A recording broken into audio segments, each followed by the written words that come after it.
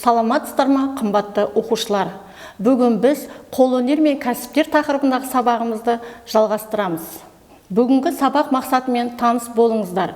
Қазақ қолөнер кәсібінің дамуындағы ерлер мен әйелдер кәсібінің ерекшеліктерін сипаттайсыздар. Оқу мақсатына негізделген бағалау критерийі. Ерлер кәсібі мен қолөнерінің даму ерекшелігі және әйелдер кәсібі мен қолөнерінің даму ерекшелігін анықтайсыздар. Сонымен балалар, біз бүгін қолөнер мен кәсіптер жайында сөз қозғап, жалпы мәдени тәрбиелік мәні бар және өте жоғары талғаммен жасалынған қолөнер туындыларымен танысамыз. Жаңа заман зерттеушілері қазақ қолөнері кәсібін екіге бөліп қарастырады.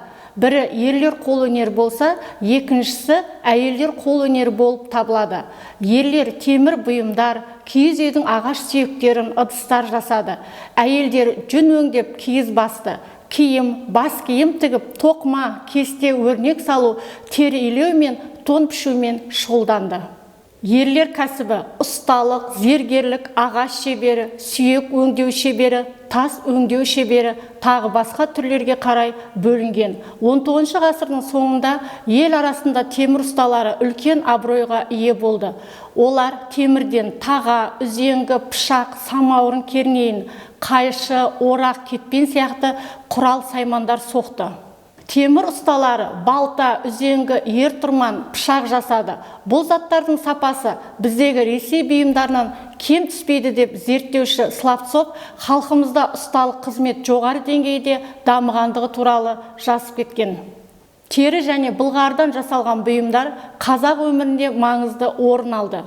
Теріден киім, аяқ киім, ыдыстар, ат әбзелдері, тағы басқа заттар дайындалды.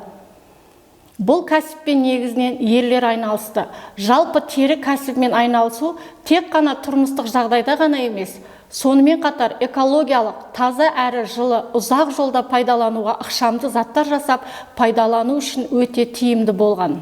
Балалар, қазақ қоғамында ерлер кәсібімен қатар әйелдер кәсібімен қолөнері кеңінен дамыды. Қазақтар қыздарына жастайынан киім, аяқ киім тігуді, кілем мен алаша, кесте тоқуды үйретті. Бұл туралы 1865 жылы Құсмұрын округінің аға сұлтаны болған Шыңғыс Уәлихановтың жейде, шапан, тон, аң терісінен тігіледі. Малақай, шалбар, бешпет, камзол, тақия осының барлығын әйелдер өздері дайындайды, сатып алмайды деп жазғанындай, әрбір қазақ әйелі үй кәсіптерінің барлығын толық меңгерген. Әйелдер жасаған бұйымдар өте көркем, әртүрлі ой өрнекпен өрнектеліп, терең мағынаны білдіретін етіп жасалынған. Әйелдер үй тұрмыстық заттарын әрбір отбасының қажетіне қарай әзірледі. Сырмақ, түскиіз, текемет сияқты кілем түрлерін киізден басты. Қазақ халқы кілемді сыйға беріп, бәйге жеңімпаздарына тарту еткен. Кілемді кейде қалау дәстүр бойынша да бере салатын. Бұл халық өмірінде кілемнің маңызы мен бағасының көрінісі болып саналады. Қалау тұрмыстық салт, өзіне ұнаған затты бұйымды үй иесінен сұрап алу дегенді білдіреді. Қазақ халық кілемдерін түкті кілем және тақыр кілемде бөле отырып, жасаған заттарына үлкен мән берген. Балалар, қазақ халқының қол өнері қандай бай ғажап десеңізші, оның тұңғиық түпсіз тереңіне сүңгу, өлшеусіз кеңдігі мен ерен байлығын, сан қырлы даму заңдылықтарын терең зерттей отырып, оны келешек ұрпаққа қалай үйретудің жолын іздестіру біз үшін үлкен парыз. Сондықтан да бүгінгі күні халқымыздың төл өнерін қадірлеу, оның әсемдігін, байлығын сақтап, құпия сырын үйренумен қатар келешек ұрпаққа үйретуге арналған бейне көрсетілімге назар аударыңыздар.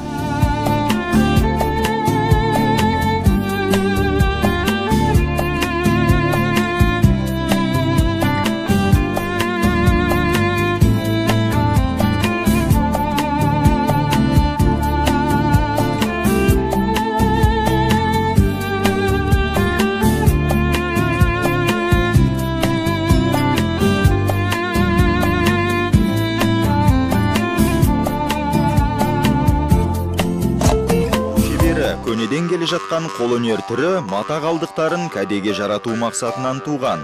Қазіргі шеберлер бұл өнермен кәсіби түрде айналысады. Құрақшының бойында биік талғам, ұшқыр қиял, көркемдік таным болу керек. Өйткені әрбір қиындыны әдемі қиыстыру өте қиын.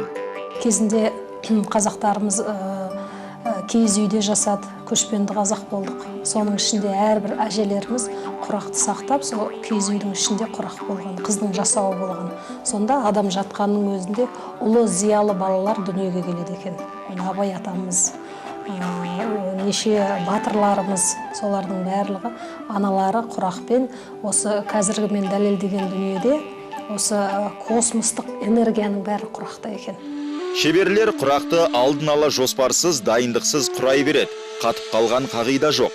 Қолға түскен мата қалдығын өзіндік талғаммен орнын тауып орналастырса болғаны. Балалар, бүгінгі өткен тақырып бойынша бағалау критерийлеріне жетуге бағытталған тапсырмаларды орындайық.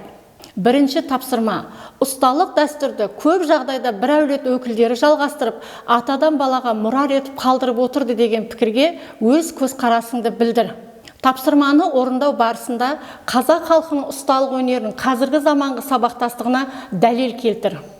Балалар, келесі тапсырма: көшпелілердің қолөнер бұйымдары кеше және бүгін. Көшпелілердің қолөнер бұйымдарының дамуын салыстыра отырып, ерлер мен әйелдердің кәсібі мен қолөнерінің дамуын Т кестесіне жікте. Балалар, жаңа сабақты бекіту мақсатында өзіндік жұмыс тапсырмасына назар аударыңыз. Суреттерде берілген қолөнер үлгісін анықтап, кестеге толтырыңыз. Кестеге ерлер мен әйелдер кәсібін анықтап, қазақ қолөнер кәсібіне сипаттама беріңіз және қолөнер түрлерінің ерекшелігін анықтап толтырыңыз. Құрметті оқушылар, сіздерге бүгінгі сабағымызға байланысты қосымша ақпарат беру мақсатында қосымша деректерге сілтемелер ұсынылды. Балалар, осымен сабағымыз аяқталды. Қош, сау болыңыздар.